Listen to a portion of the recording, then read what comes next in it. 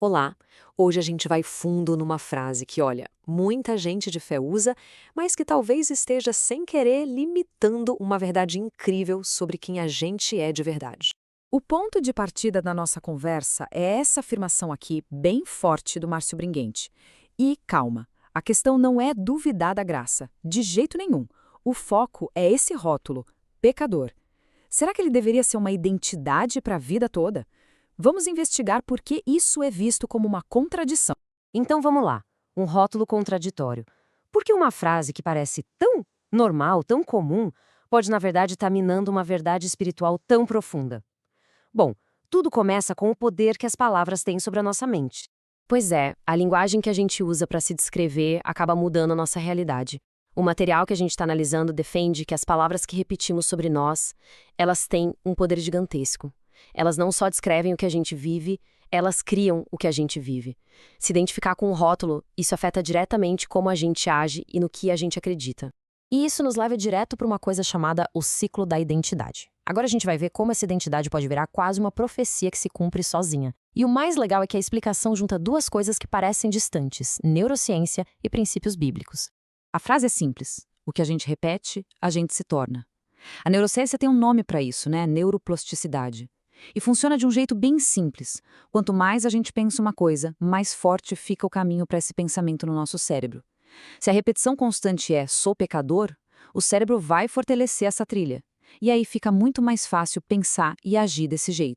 E olha que interessante esse mecanismo. O nosso cérebro é meio obcecado por coerência, ele detesta contradição. Então, se a crença principal lá dentro é "eu sou pecador", o cérebro vai, por conta própria, tentar alinhar as ações com essa crença, quase sem a gente perceber. Isso pode nos levar a repetir os mesmos erros, só para validar aquela identidade que a gente mesma declarou. Essa frase é pesada, né? A fonte usa essa analogia super forte para falar da perspectiva bíblica sobre o nosso velho eu. A ideia é que a nossa antiga natureza não é algo que ficou doente e precisa de um remédio. Não. A Bíblia diz que ela morreu. Morreu junto com Cristo.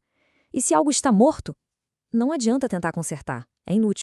Ok, então se o velho eu morreu, o que fica no lugar? É aqui que a gente entra na solução central que o material propõe.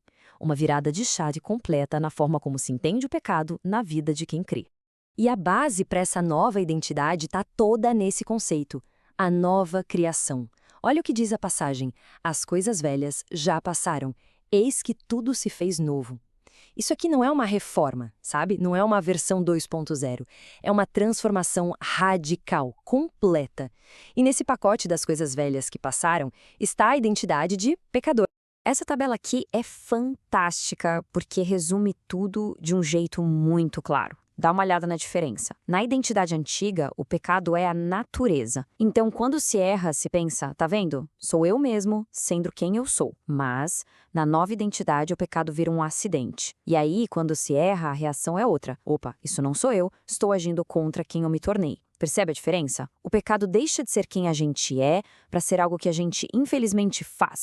Exato. Para quem é cristão, o pecado não é mais o lar, a casa da gente. É uma invasão de território. Essa é a virada de chave.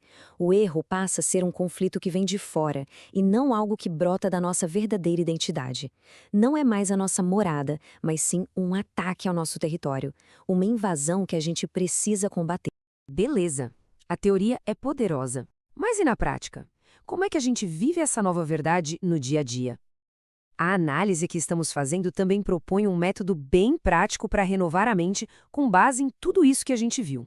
E o processo sugerido é bem direto, em 3 passos. Primeiro, identificar a mentira, ou seja, perceber aquele pensamento que vem lá da identidade antiga.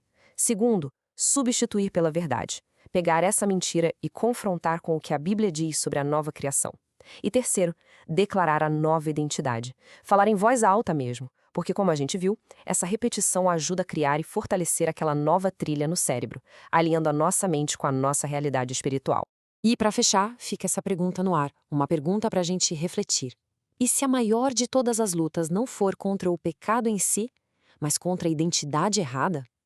A proposta aqui é que quando a gente muda o foco, quando paramos de lutar contra o comportamento e começamos a afirmar a identidade correta, a batalha inteira muda de figura. A vitória talvez não esteja no nosso esforço, mas em simplesmente descansar naquilo que a gente já é.